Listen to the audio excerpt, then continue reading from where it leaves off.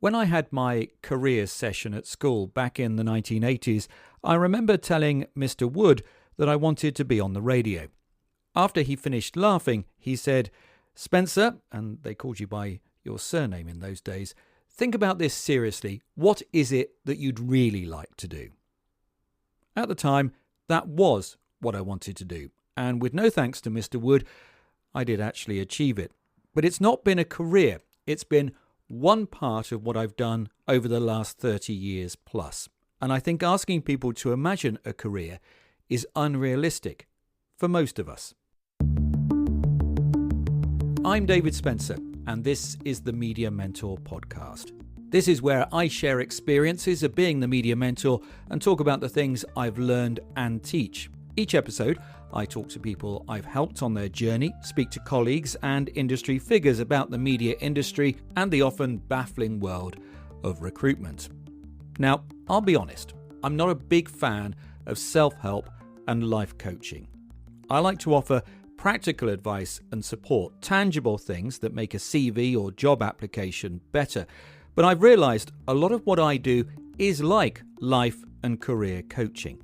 And so I wanted to chat to someone from that world and see what I could learn about helping people become successful. Dr. Eric Fraser is a psychologist with more than 20 years of experience in psychological assessment. He's interested in the behaviours and personality traits that result in people's success or failure. His book, The Psychology of Top Talent, helps leaders to fine-tune their professional development with actionable goals through coaching or training. Actionable goals, all a bit wordy, right? But as I found when I talked to him, there is an awful lot that he teaches that I've also done in my mentoring. We had a chat via Zoom as he's in New Haven, Connecticut. Now, Eric was wearing ear pods, so excuse a little bit of processing that comes with using those types of headphones.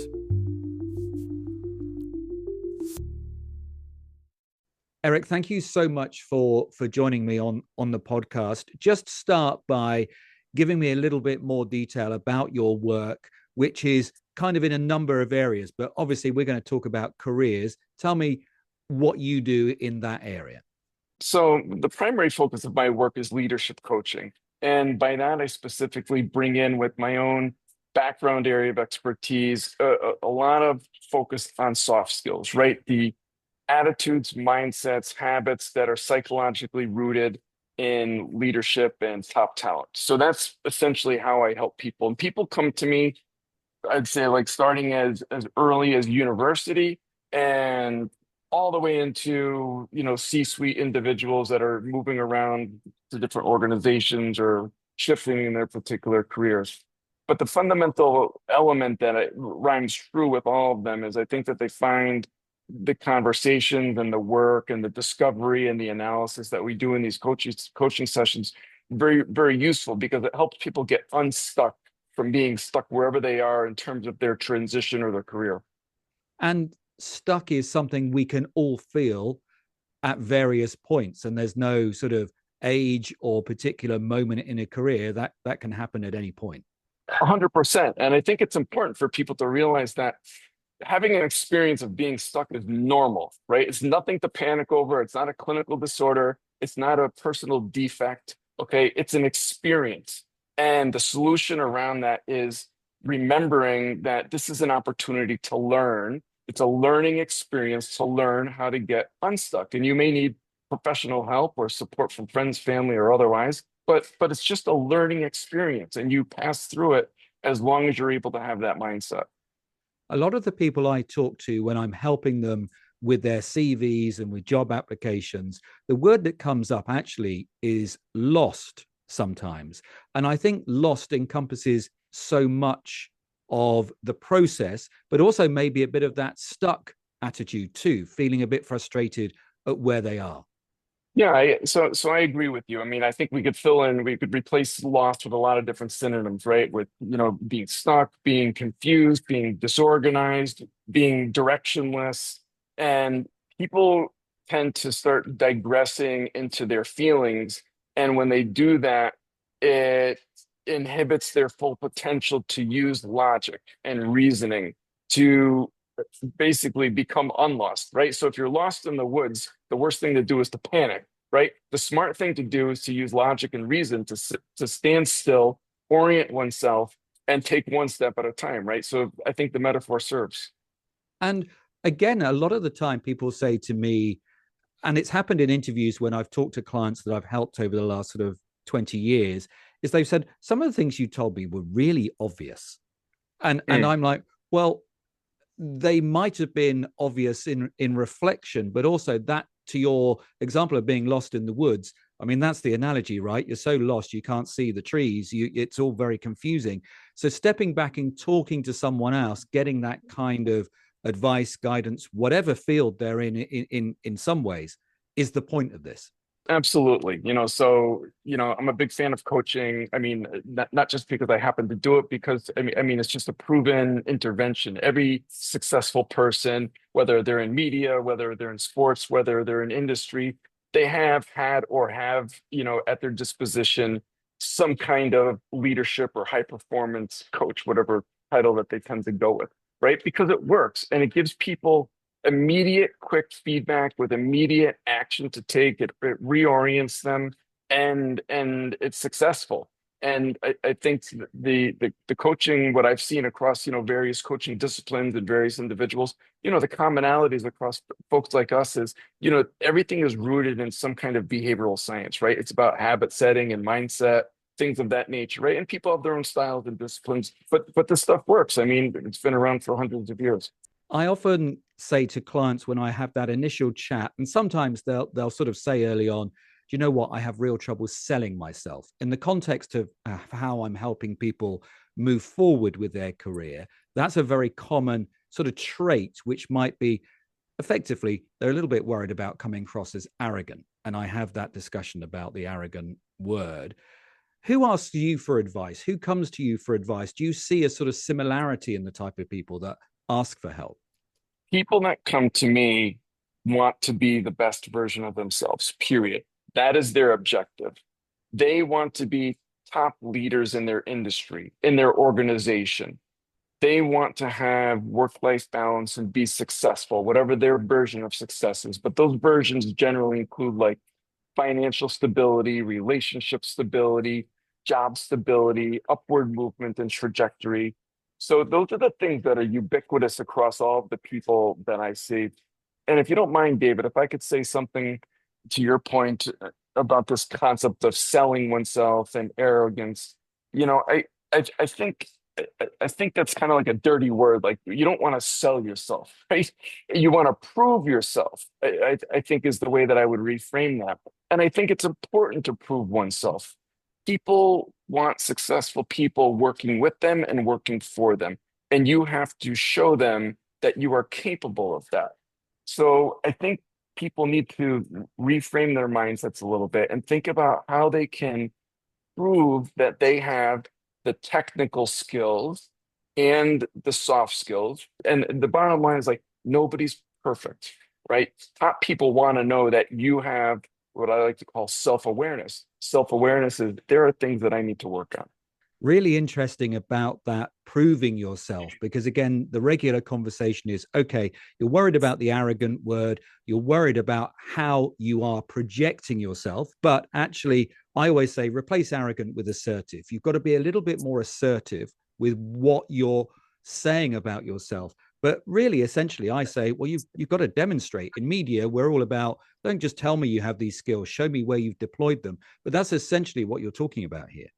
I kind of split it down a little bit in the way that I think about it. So assertiveness is kind of like a practical effectuation, right? It's a manifestation of oneself and being able to communicate effectively one's skill set.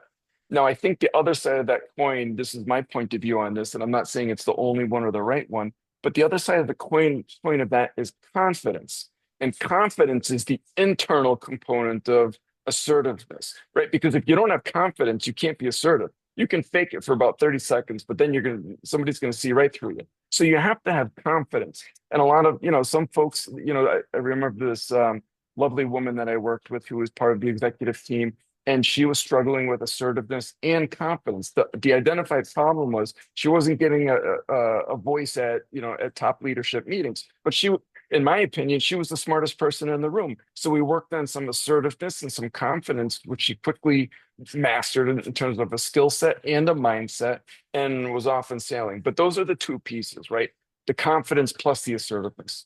And the mindset is the key word here. Often clients finish sessions or a series of sessions with me and say, my mindset has changed because of the conversations. But often that's a reframing, a word that, you use that expression. I guess often people wonder, can I do that? Can I reframe? Can I get that confidence and assertiveness? Like you say, so it doesn't just last 30 seconds and burn off. You've got to make it be part of you. Right. And I love, I can't take credit for this, but one of the fellows that I listen to, just in terms of having like a real grounded mindset, the answer goes like this. Can you learn to play the piano? Can you learn to play tennis? Right? Start swinging, start playing your scale, start with Twinkle, Twinkle, Little Star. You can learn confidence, okay? You have the capacity to learn confidence, assertiveness, and any other soft skill. If you don't know how, get a teacher, get a coach, right? If you don't know how to play the piano, you get a piano teacher. You don't know how to play tennis, you get a tennis coach, right? If you don't know how to have confidence, you get a leadership coach. You get a fill in the blank kind of coach, right? That's how it works. But these are teachable, learnable skills. And don't be afraid to ask. I think that's the issue, is that a lot of people sometimes are seeing that, maybe traditionally, and I don't know again if this is my perspective in the UK, as a weakness to ask for help. Well, I think that's, and I think in developed countries, that's definitely, I can't speak to other cultures, but, I think in developed countries, it's absolutely a sign of weakness in terms of perception, right? But I think the reality is, and my personal belief is, like, the smartest person in the room asks all the questions, right? Always asks for help. ABL, always be learning, right? So I don't believe that's a reality of a sign of weakness. And I think intelligent people, intelligent decision makers, in particularly in the hiring process, I don't think that they see that as a sign of weakness either. I think they respect and appreciate that based on my conversations with them. Let's take a step back and just talk about careers, because you're working with people on their careers. One of my concerns is, particularly with media, is that there's this sort of image when we're younger of what would you want to do when you grow up? And then you make a decision about that's it for life. And so I speak to a lot of people saying, well, if I do this job, am I going to be stuck doing that forever? And obviously, when you're 20, it can seem like a year or 2 years is forever, but obviously it's not. And we can have a number of careers. That's almost a mindset to go back to our schooling and education. Do you feel that that's still an issue in 2025, that we're still a little bit selling the idea of a career? I think we've oversold a lot of things that are just no longer are no longer really grounded very much in reality, in terms of what we can set our expectations about in terms of education and career and any other sort of generic word that used to go into those conversations. And in the US, there's definitely been a big shift where there is a real significant departure from university, because people have realized, meaning younger people have realized, like, a 2 year or a 4 year degree is not necessarily consistent with the kind of career that I'm seeking. We have to go back to, like, some of the basics, I think. So what is a career is a question that I think is important to ask. So, like, if someone is sitting with themselves and trying to figure out, I don't know what to do with my career, I don't know how to plan my career. Well, what is a career? What is a career today in May 2025?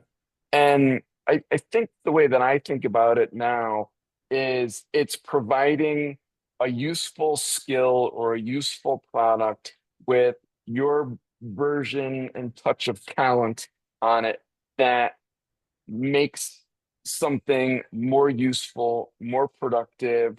These are the tacit sort of skills and processes that are in demand today. And some of those things still have something to do with university, right? You can't be a chemistry teacher and not go through university. But in media, in film, and art, the trajectory is really self-defined.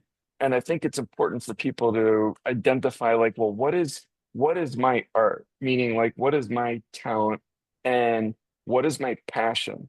And when people spend enough time thinking about what they're passionate about, it will give them focus to work on that, to develop the skills to manifest that talent to its potential. Those are people that I see being successful with their careers. They're really not limiting their mindset in any kind of antiquated system, any kind of antiquated learning modality. They are focusing on passion and skills. My career, if you like, to come back to that controversial term in our conversation, has involved lots of different things, whether it's lecturing, whether it's being a journalist, being a podcaster, being a mentor. And I look back and think all of the things have made me better at all the other jobs. So being self-employed and being freelance has kind of made me richer in all the things I do because of the learning. I'm always learning. But that doesn't mean that those that have been doing one job for a while or a little bit more linear, as I might describe in terms of their career, that that's a fault. I'm just saying that that is one of the things that is a benefit. I guess if you are in a job and a bit more linear, you've got to make sure that you are doing the same kind of thing in the ways that you can. Don't get stuck. Comes back to that word, because that is what that can lead to if you're not growing. Right. Let me take a stab at tying together these points, David. So I think you're spot on with that. And I think it's a really important distinction to bring into this conversation for folks. I'm not talking about a criticism of sort of narrower or longitudinal opportunities and careers that still exist out there. The parity between being a freelancer, a solopreneur, having a side hustle, or being, a 30-year university professor, a 30-year surgeon, fill in the blank. The commonality is and the parity between those two in terms of success and successful outcomes and fulfilling careers is being a subject matter expert, right? So it's back to what you said, right? Always be learning, whether you're a solo, whether you're in a position that's, tenured, et cetera. You are the key to the success is those people, all those people who are doing the same thing. They are subject matter experts. And just finally, Eric, I'm interested because I often say, look, I don't know how I got to where I got. If I look back at the plot, there's no way that I could have planned the journey, but I've certainly enjoyed it. And I've been very lucky to have a pretty good time doing the things I've done.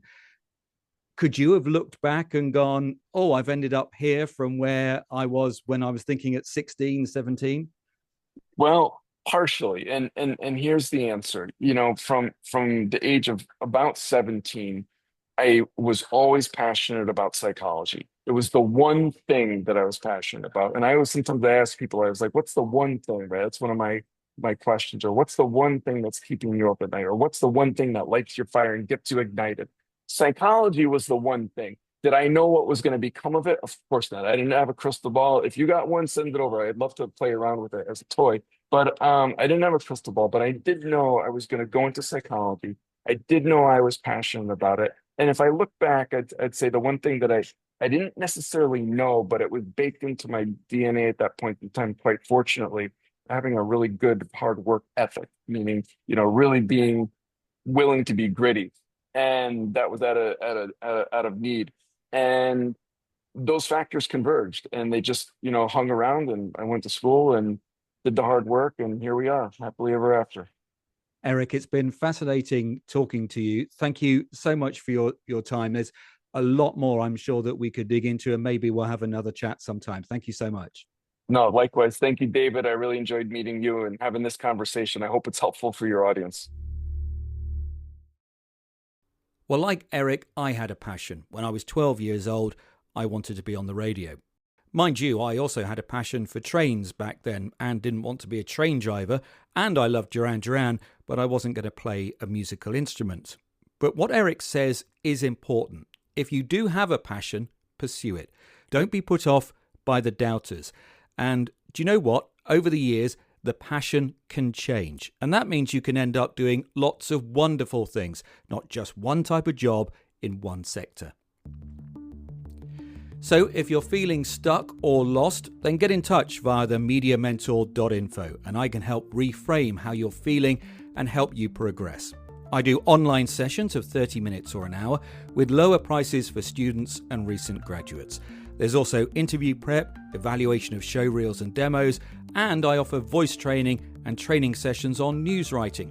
Remember to keep an eye on the website for jobs across all the sectors we cover, and there's a WhatsApp channel where all those new jobs get shared as they drop. You'll find the link for that at the top of my web pages at mediamentor.info. Thank you to Eric for giving me his time and sharing his insight. Also to Mrs. Mentor, as always, for doing the feed and keeping those job pages refreshed. Thanks too to Josh Summer for writing this music for me. And thank you for listening. Remember to click follow on your favourite podcast player to keep up to date with the latest episodes, and you can write a review too if you love what you hear.